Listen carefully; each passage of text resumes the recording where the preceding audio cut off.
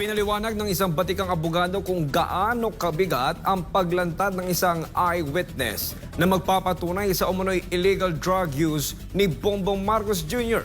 Si FJ Mondihar sa report. Noong nabwindang tayo nung Sabado. Nagulantang lahat sa paglitaw ni Cathy Binag sa publiko.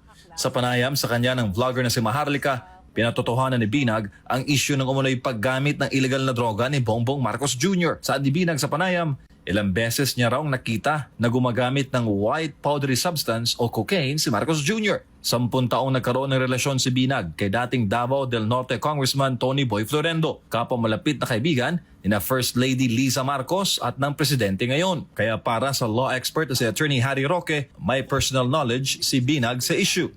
Itong Cathy Binag po, kakilala ko yan dahil kasama ko talaga nung 17th Congress, yung dati niyang partner na si Congressman Tony Boy Florendo, at syempre, yung mga panahon na yon, very close sila ni Speaker Pantaleon Alvarez. Kongresista noon sina Roque at Florendo sa 17th Congress. Ani Roque, si dating Pangulong Rodrigo Duterte ang naunang tumukoy kay Marcos Jr. na gumagamit ng cocaine. Dagdag niya na si Marcos Jr. din ang itinuturo ng witness ni former PDEA agent Jonathan Morales na nagdodroga sa isang condo unit sa Rockwell, Makati. Tapos si Maharlika Budjakera nagpakita ng video, yung inaantay ng tao na video.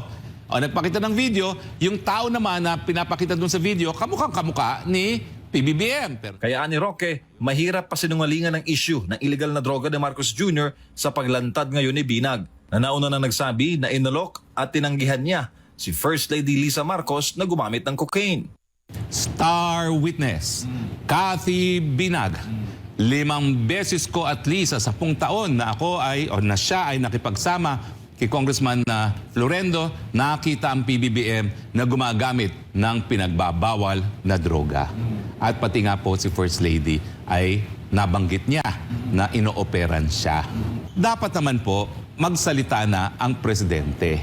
Napakahirap pong itanggi, pasinungalingan ang naging kwento na isang tao na naging malapit sa isa sa pinaka-best friend ng presidente. Bukas naman ang SMNI sa anong magiging tugon ng Office of the President sa binabato ni Binag sa punong ehekutibo at sa unang ginang. Sa panig naman ni Binag, nasa 150 na mga USB raw na naglalaman ng ebidensya laban kay Marcos Jr. ang ipinamigay niya sa mga malalapit na kakilala. Bagay na lalabas kapag mayroong daw masamang mangyari sa kanya dahil sa pagsasalita sa issue. Para sa Diyos, sa Pilipinas kong mahal, MJ Mondihar, SMNI News.